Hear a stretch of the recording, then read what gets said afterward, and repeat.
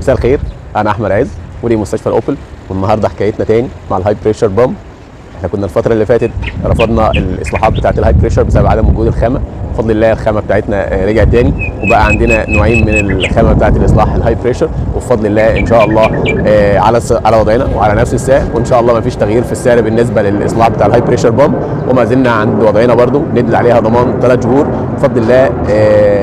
اي حاجه في خلال ال3 شهور الترومبه بتاعتنا، وبفضل الله الترومبه في المينيموم بتعيش سنه. واحنا دايما بنقول لحضرتك اعمل صيانه للترومبه كل سنه، ما بنقولش حط طقم اصلاح، بنقول بس صيانه، غير لها الزيت بس مش اكتر من كده. تيجي تغير لها زيت وتظبطها وتروقها ونقفلها تاني، موضوعها خلصان، عشان ما تخشش في قصه ان انت حصل عندك فيلير في القطع الغيار اللي جوه الهاي بريشر، وبالتالي تحتاج ان انت تغير سبير بارتس موجوده جوه البريشر بامب. والله اعلم وصلنا لغايه فين في التآكل اللي حصل جوه الترومبه. فبعد اذنك دايما باستمرار، سواء كان معاك ترومبه شغاله او معاك ترومبه متصلحه، بعد اذنك كل سنه اعمل صيانه دوريه ليها زيها زي العربيه عادي خالص، بيتعمل لها اصلاح. هي جوه منها زيت، الزيت ده لازم بيتغير كل سنه عشان حضرتك تفضل محافظ على اداء الترومبه بدون مشاكل، وعشان حضرتك تفضل محافظ على اداء العربيه بتاعتك.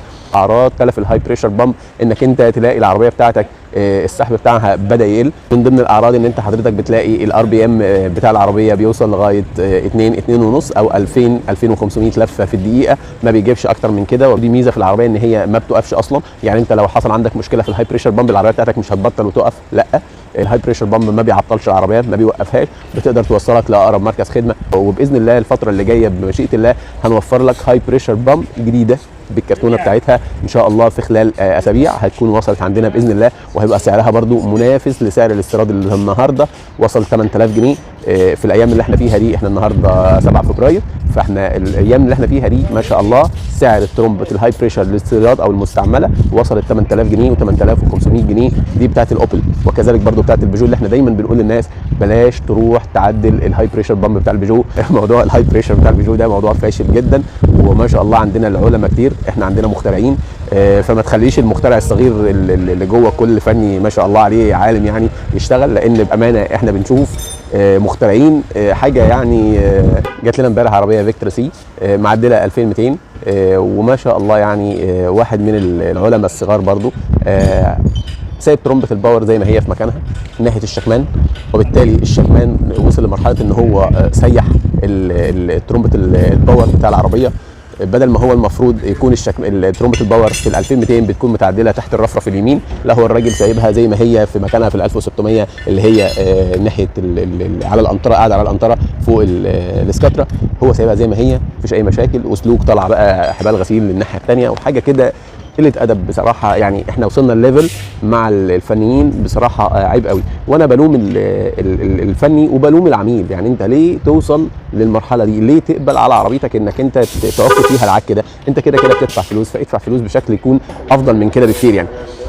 نرجع للهاي بريشر بامب تاني. الهاي بريشر بامب يا جماعه بفضل الله احنا هنا ما بناخدش فيها وقت. يعني تصليح الهاي بريشر بامب ماكسيموم بياخد مننا ساعتين.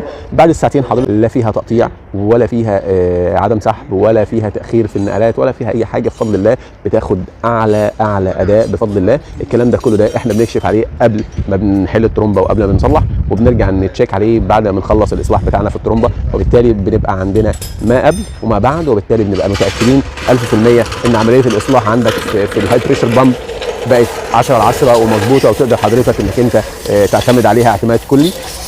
في النهايه اقدر اقول لك بعد اذنك سيبك من القصه بتاعت ان السيستم الواي اتش هو سيستم مش كويس، وان السيستم الواي اتش فيه مشاكل، وان السيستم الواي اتش الهاي بريشر بامب بتاعته عامله وعامله وعامله وعامله. السيستم الواي اتش يا جماعه هو افضل سيستم نزل للفيكتور سي في ال4 سلندر، افضل من السيستم الاس اي. اداء الواي اتش اقوى بكتير من الاس اي.